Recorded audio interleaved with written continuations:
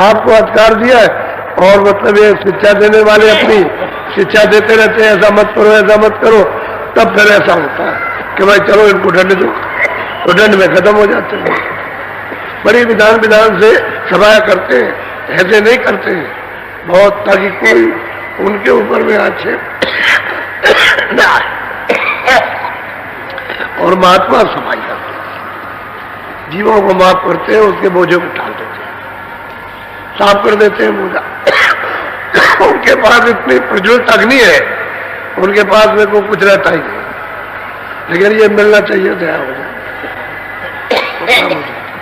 और आप उसको साफ न करने दो, ये आपकी गलती की बात। वो कहते हैं दरवाजे बैठो, मैं सफाई करूंगा। दरवाजे पर इधर बैठने पर साबुन लगाना शुरू कर देते हैं, रगड़ते हैं उसको और साफ कर लेते हैं, और आप बैठते ही नहीं, भाग जाते हैं। तभी तो जोरदार कहते हैं कि भाई मन बुद्धि चित्त थोड़ा तो रोको, तो घिसाई शुरू हो जाए। तो घिसाई होती है ना, तो घिसाई होगी तो एक कालमा वही गंदगी छूटेगी। दरवाजे खुले बैठते थोड़ा सा, इसी के लिए कहते हैं बैठने में थोड़ा अभ्यास होता है, थोड़ा साधन होता है, इसी की निगरानी रखनी पड़ती है। और क्या कि भाई मन कहीं उस समय न जाए, 2 मिनट बैठो, 4 मिनट बैठो, 10 मिनट बैठो, थोड़ा यार रोक करके सूरज के साथ बैठो, तुरंत घिसाई शुरू हो जाए, सफाई होना शुरू हो जाए। वो तो अंजन है, उसको उन्होंने कहा कि नैन अनियंत्रित दोष में, नेत्रों में जो दोष आ गया कर्मों का, तो धीरे से लगा देंगे आंख को, बस साफ हो जाएगी, मैल कट जाएगा, आंख खुल जाएगी। तो थोड़ा सा जरा और सुन लीजिए। बोलो। गोस्वामी जी महाराज कल आपको जो बता रहे हैं सब जीवों को अपने सामने, जरा उनका और थोड़ा सुन लीजिए। बोलो।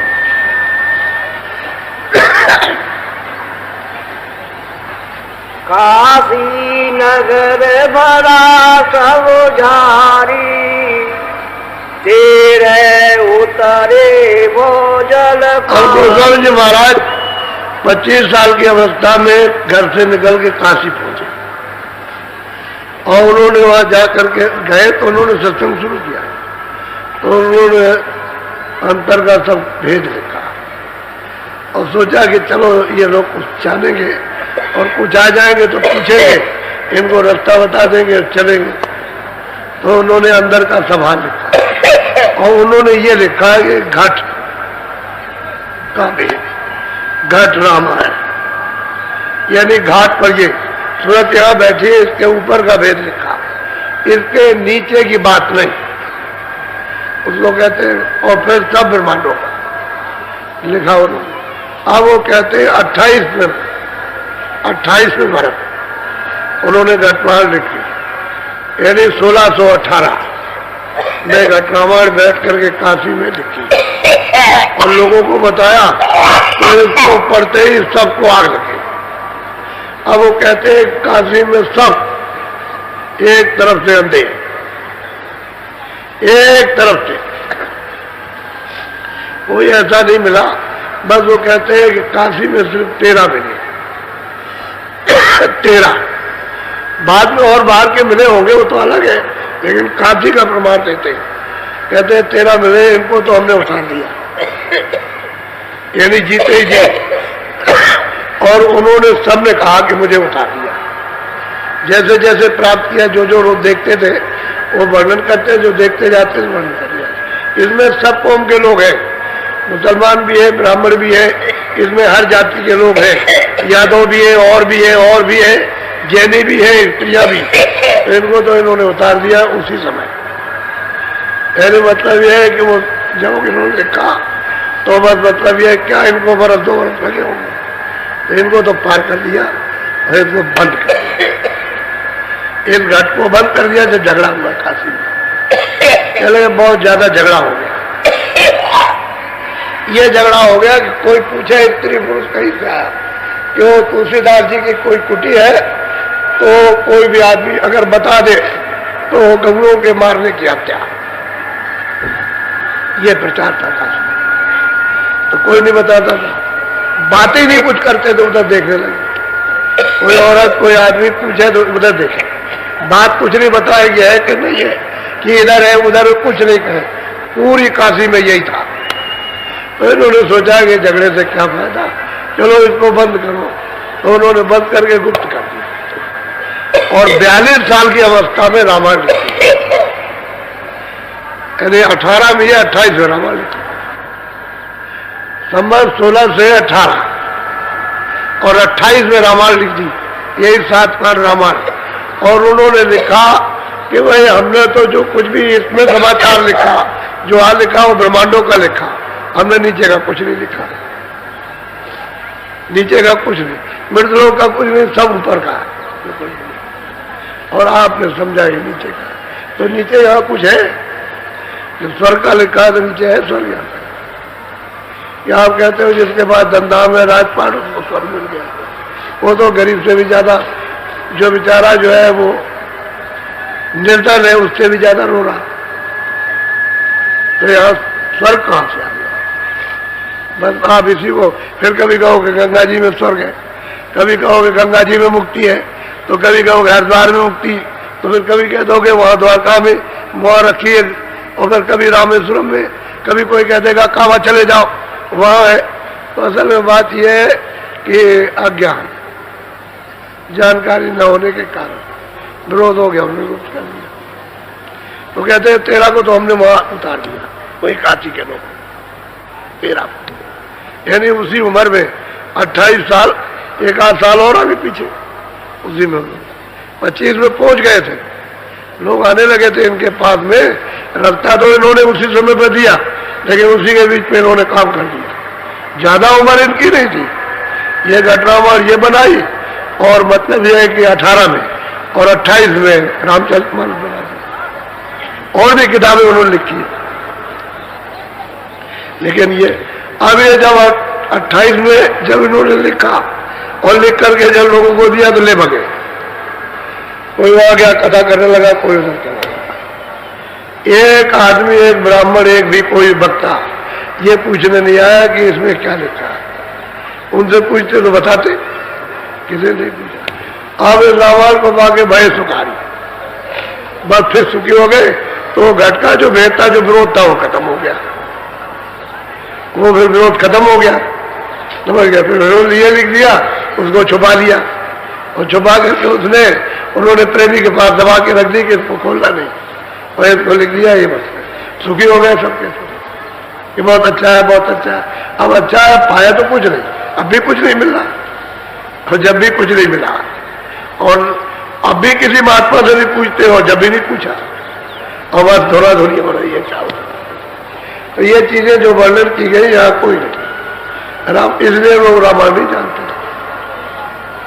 रामायण तो महापुरुष ने जो देखा वो लिखा, आपने तो कुछ देखा नहीं, किताब पर अच्छे लिखे उसको पढ़ दिया, और तो कुछ आपने देखा नहीं। आप तो अंधी है, और जितने सुनने वाले वो भी अंधे। तो ये बताओ कि वो चीजें ब्रह्मांड कहाँ, उसने तो ब्रह्मांड का लिखा। वो कहते हैं प्रकृति पार, प्रभु और बात नहीं, कहते प्रकृति कहाँ पर है, तो ये तो उनको मालूम नहीं, वो जानते नहीं प्रकृति के सब स्थान पर। मुक्ति कही है, उनसे पूछा जाए मुक्ति कहाँ है, तो कभी कहते हैं स्वर्ग में, कभी बैकुंठ में। अरे मुक्ति स्वर्ग में तो बहुत दूर है मुक्ति, वो तो ईश्वर और ब्रह्म के परे मुक्ति का स्थान है। यहाँ कहाँ से मुक्ति आ गई? तो जब उधर संत मत के रास्ते से जाओगे, रास्ते से चलोगे नाम के द्वारा, तब मुक्ति का स्थान मिलेगा। ऐसे कैसे मिल जाएगी? और गंगा जमुना ये जो त्रिवेणी संगम बह रहा उससे भी आ गए, यहाँ कहाँ से आया?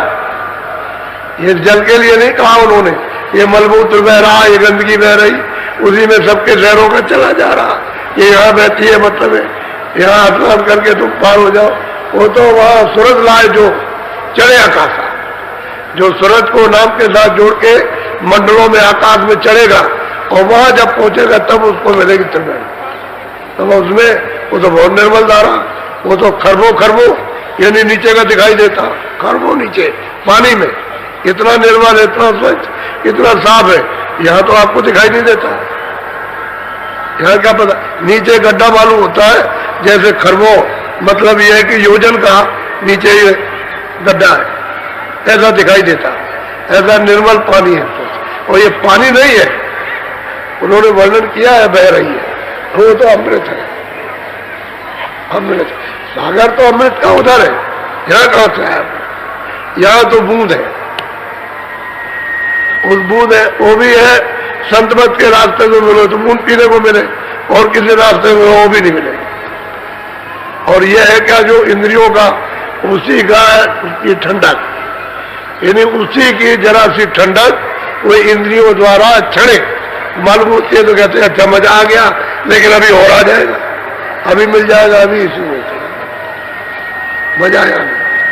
अगर मजा होता तो मिल जाता, आनंद होता तो मिलता, आनंद नहीं है इसलिए आपको मिल रहा, तभी आप दौड़ रहे हो कि इधर मिल जाए उधर मिल जाए।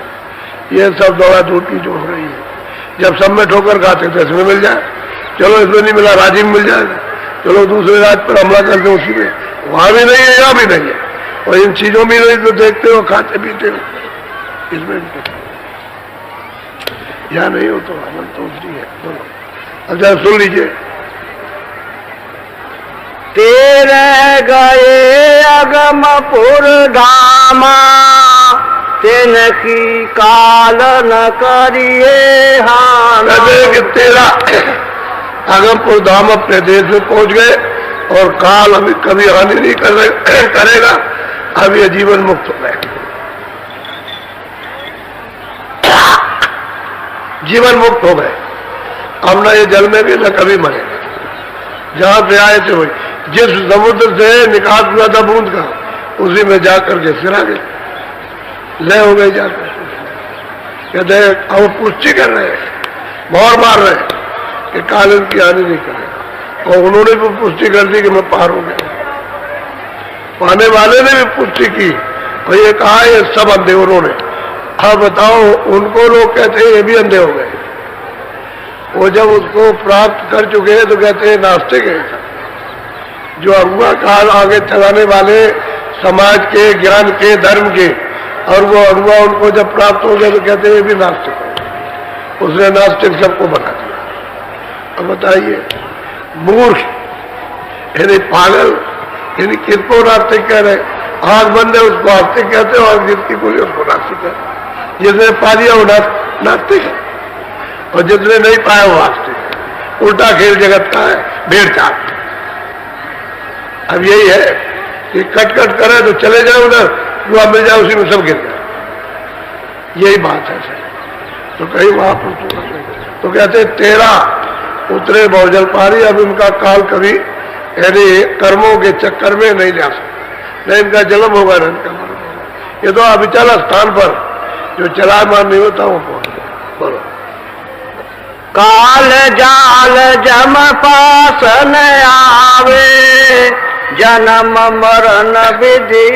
बिल्कुल एक बात बता रहे कि काल का जाल यानी कर्मों का जो जाल फैलाया पाप पुण्य, कहते हैं पाप कभी आएगा ही कभी नहीं आएगा, और जन्म मरण कभी होगा, यहाँ आएगा ही नहीं।